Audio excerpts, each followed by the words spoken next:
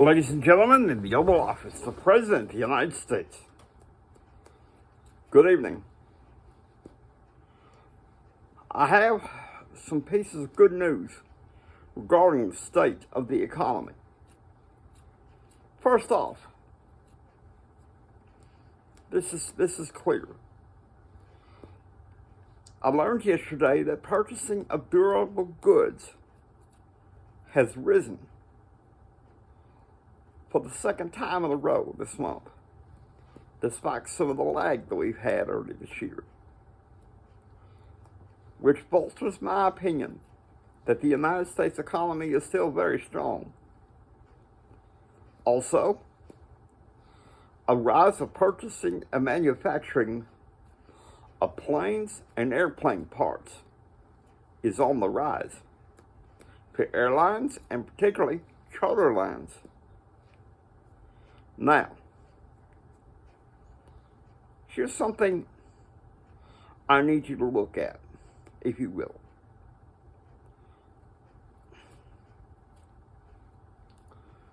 Number one,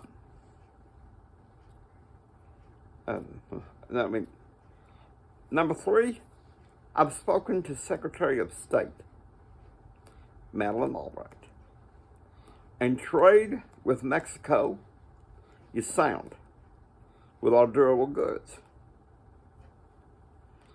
I'm opening up the floor for 9 questions. Yes, ma'am. More Elias at NPR. My question to you is this.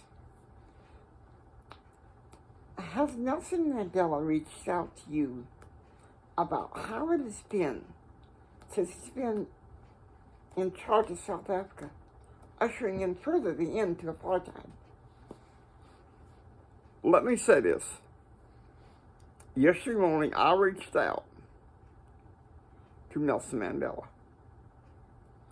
We have a shared interest in praising our efforts and his for the end to apartheid. Unlike the previous administration, we have not kept silent, and we will keep on fighting to make sure that our best interest in South Africa is protected.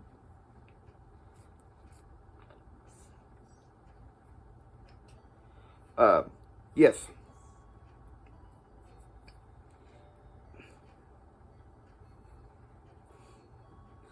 Irene Berwick of the Society page.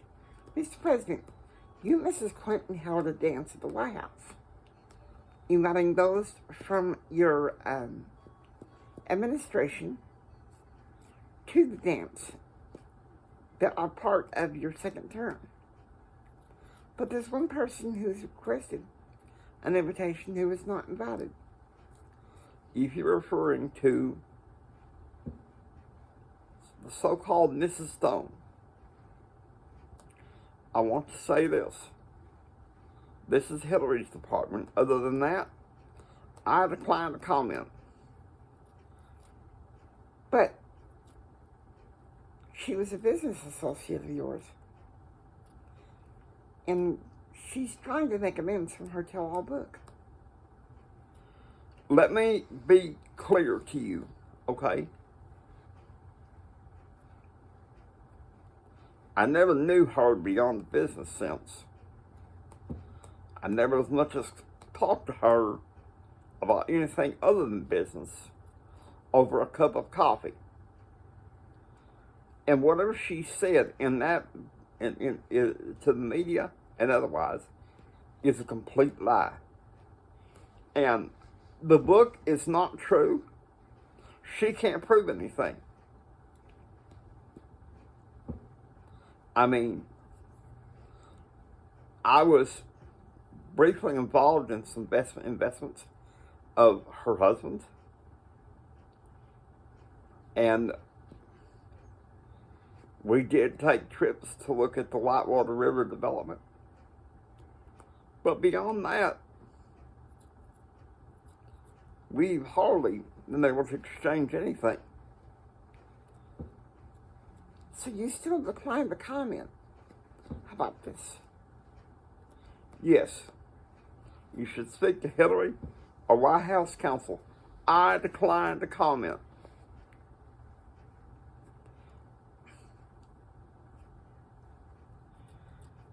Yes. Brent Iris from the Andrew House Show. My question to you is this. Mr. President, your former administrator for entrepreneurial affairs stepped down toward the end of your first term, just before the election. And there's many conservatives calling for him to have a job with you. What do you say? What are your comments about that? He should come to me. If he wants a job, he should come to me. Would you give him a job? I decline to comment. Let me tell you something. Most of these questions here so far have been a waste of time, other than the question about apartheid. Okay? Let's move on. Yes. One Williams in PR, Mr. President. My question to you is this. What is the latest on the Middle East peace development? There was a meeting between Great Britain and Tony Blair and Benjamin Netanyahu. I also was able to speak to him over a lunch dinner thing. We agree on this one thing. No doubt that the United States and Israel are willing to agree to a Palestinian state if there are no further demands on either side. And how likely is that? Honestly, the window is open, but it could be closing soon. We've been patient, but our patience is running thin.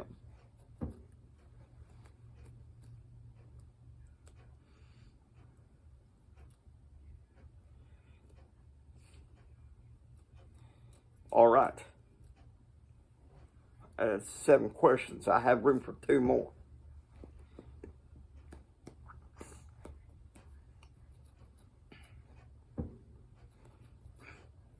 Isaac Brenner from the Fort Worth Times, President.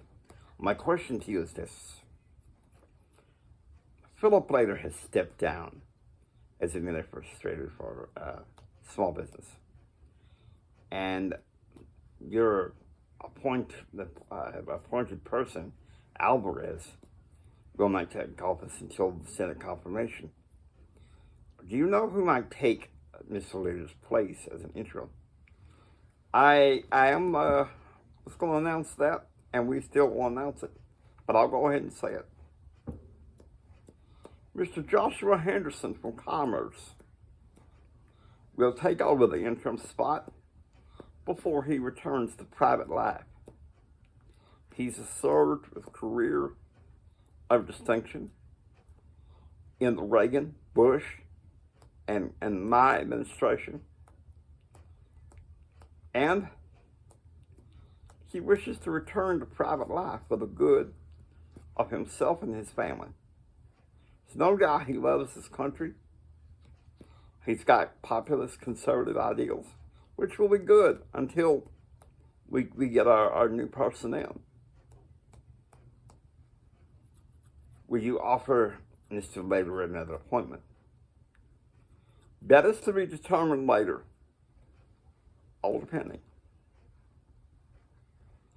Now, if y'all excuse me, I'm signing off for the night. Take care, America, and good night. Thank you.